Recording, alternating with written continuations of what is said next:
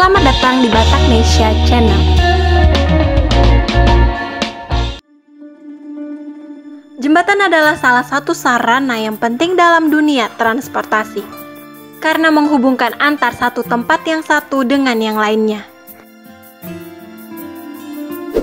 Untuk itu perlu dibuat secanggih mungkin agar terhindar dari kecelakaan, misalnya roboh atau terputus. Namun ternyata ada juga jembatan yang dibangun apa adanya. Meski terletak di antara jurang, jembatan tersebut dibangun tanpa pagar pengaman di pinggiran jalan.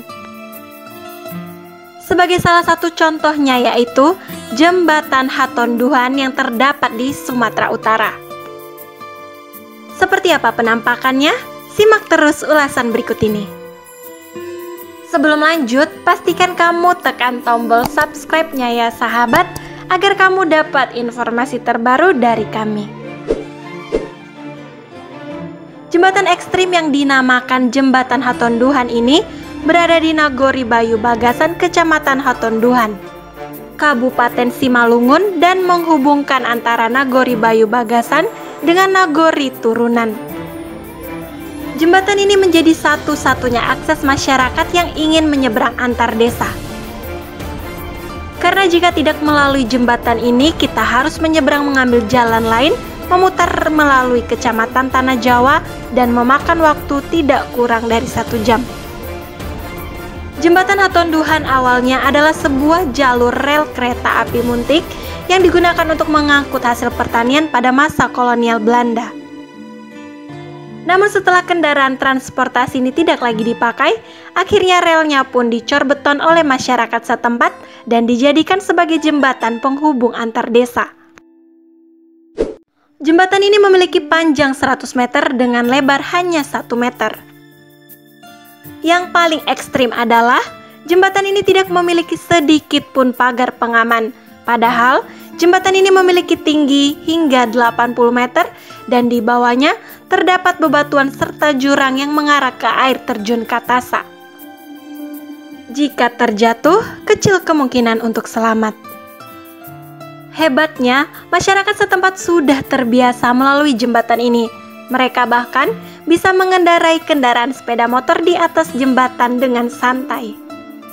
Bahkan, banyak diantaranya yang melintas di atas jembatan menggunakan sepeda motor sambil membawa keranjang berisi hasil pertanian seperti sawit.